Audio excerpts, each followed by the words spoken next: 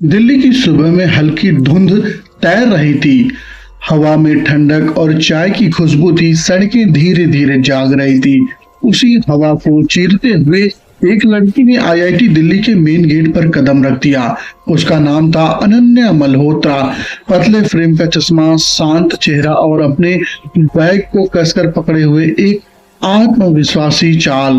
लोग उसे तेज दिमाग वाली इंजीनियरिंग स्टूडेंट कहते थे।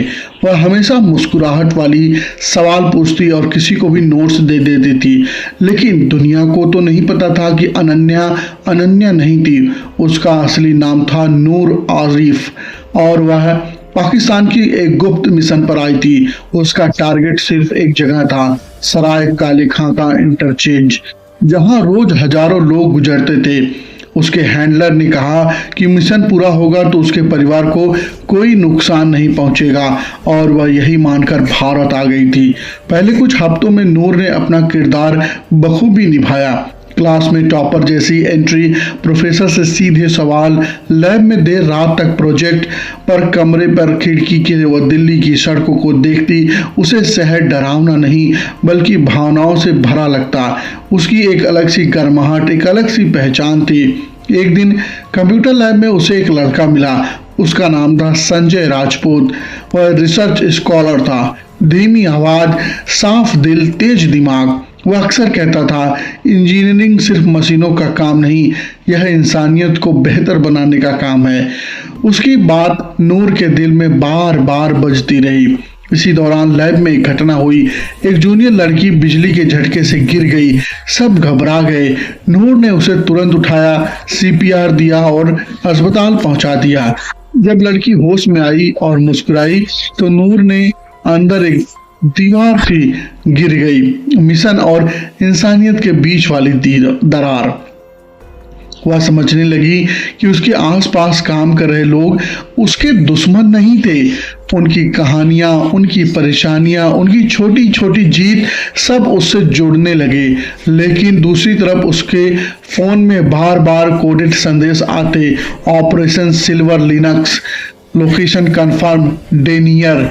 यह एक रात उसके फोन के वाइब्रेट होने लगा। फिर एक police line, time frame update, 20 नवंबर 10:45, कंफर्म एग्जीक्यूट। नूर का दिल धड़क उठा। मंजिल करीब थी पर उसकी रूह पीछे हट रही थी। नींद नहीं आ रही थी। वह बिस्तर पर पड़ी रही, छत को ताकती रहती और उसे महसूस हुआ कि उसने खुद को खो दिया है। अगले दिन कैंपस में एक बड़ा हादसा हुआ। एक सिक्योरिटी गार्ड का बेटा घायल हो गया। नूर ने बिना सोचे उसकी मदद की। उसकी माँ ने रोते हुए नूर का हाथ पकड़ा और बोला, बेटी, भगवान तुम्हें खुश रखे। उस पर नूर की आंखें भर आई। वह समझ चुकी थी कि दुश्मन वह नहीं है जिन्हें उसे नुकसान पहुंचाना है, वह उनकी अपनी परछाइयां हैं। संयम ने भी एक शाम उसे पूछा, तुम इतनी जिम्मेदारी क्यों लेती हो?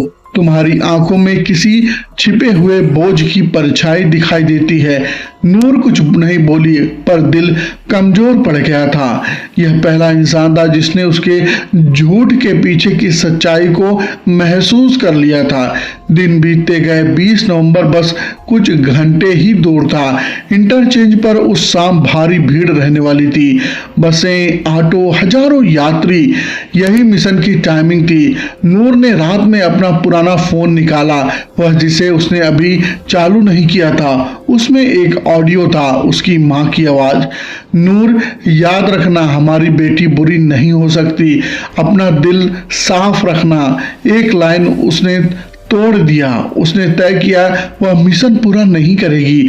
वह किसी को मरने नहीं देगी, भले ही उसका परिवार खतरे में क्यों ना आ जाए। 20 नवंबर की शाम, हल्की ठंड पड़ रही थी दिल्ली में। इंटरचेंज के आसपास सजावट, रोशनी और भीड़ का शोर था। घड़ी में 6:15 हो चुके थे। नूर का दिल तेजी से धड़क रहा था। वह भीड़ के बीच से गुजरती हुई उसी कोने तक पहुंची जहां मिशन बताया गया था। एक छोटी सफेद वैन, नीचे कुछ अजीब सी हलचल थी। उसके हैंडलर का आखिरी संदेश आया, फाइनल स्टेप, नो बैकआउट। नूर एक पहले के लिए आंखें बंद कर ली। फिर अचानक मुड़ी एक सीआईएसएफ अधिकारी को आवाज दी, साहब इस वैन से अजीब आवाज आ रही है, चेक करिए। अधिकारी ने तुरंत ध्यान दिया, वह आगे बढ़ा, लेकिन तभी भीड़ ने कोई आदमी चिल्लाया, पीछे हटो। नूर समझ गई वो लोग आसपास हैं जो उसे खत्म करने के लिए आए हैं। वह तुरंत अधिकारी को धक्का देकर के आगे बढ़ी और वैन का दरवाजा खोला। अंदर एक इलेक्ट्रॉनिक डिवाइस थी जिसकी लाइट तेजी से ब्लिंक कर रही थी। नूर को पता चला कि वास्तविक तकनीक तरीका उसे नहीं आता, पर वह जानती थी कि उसे और थोड़ा समय चाहिए इन सब से बचने के लिए। उसने जोर से चिल्लाया, सब लोग पीछे हट जाओ। सीआईएसएफ ने बैरिक लगा दिए, लोग भागने लगे। कुछ सेकंड का अफरा तफरी। इसी समय दो नकाबपोश लोग भीड़ में घुसते दिखे। नूर समझ गई कि वे उसके लिए ही आए हैं।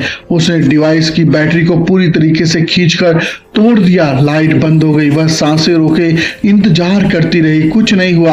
अफसर दौड़े और उसे पकड़कर बाहर निकाल लिया। नकाबपोश भाग गए, पर मिशन फेल हो चुका था और शहर बच गया था।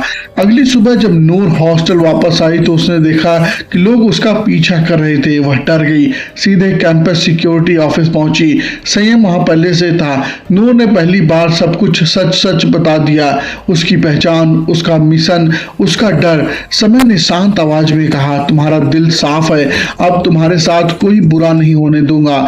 उसी रात इंटेलिजेंस ब्यूरो ने नूर को सुरक्षित कस्टडी में लिया। पूछताछ लंबी चली, पर नूर ने अपना हर सच बता दिया। उसकी जानकारी के एक बड़ा नेटवर्क पकड़ में आ गया।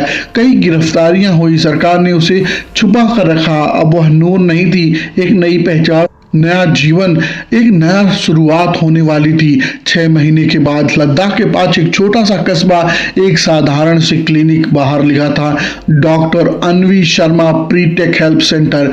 यह वही नूर थी। अब वह इंजीनियरिंग को हथियार नहीं, जरूरतमंदों की मदद बनाने में लगा रही थी। बच्चों को कंप्यूटर पढ़ाती, बुजुर्गों की मशीन ठीक करती और गांव वालों के साथ हंसती। एक शाम एक बच्ची ने पूछा, दीदी आप डरती नहीं इतनी मदद करते हुए? नूर मुस्कुराई, जब तुम्हारी हंसी मेरे आसपास है मैं किस चीज से डरूं? बच्ची खिलखिलाकर दौड़ पड़ी। नूर ने आसमान की तरफ देखा। दूर पहाड़ शांत थे, दिल्ली बहुत दूर थी, पर उस 20 नवंबर की रात की लाइटें अब भी उसके दिल में थी। वे लाइट डर की नहीं थी, वह लाइट उम्मीद की थी। उसने अपनी डायरी में लिखा, आज मैंने खुद को बचा लिया है और शायद दुनिया को भी। खिड़की से बाहर हवा चल रही थी और नूर ने महसूस किया कि इंसानियत हमेशा जीतती है, चाहे जैसा भी हो। मिलते हैं नेक्स्ट वीडियो में, तब तक के लिए धन्यवाद।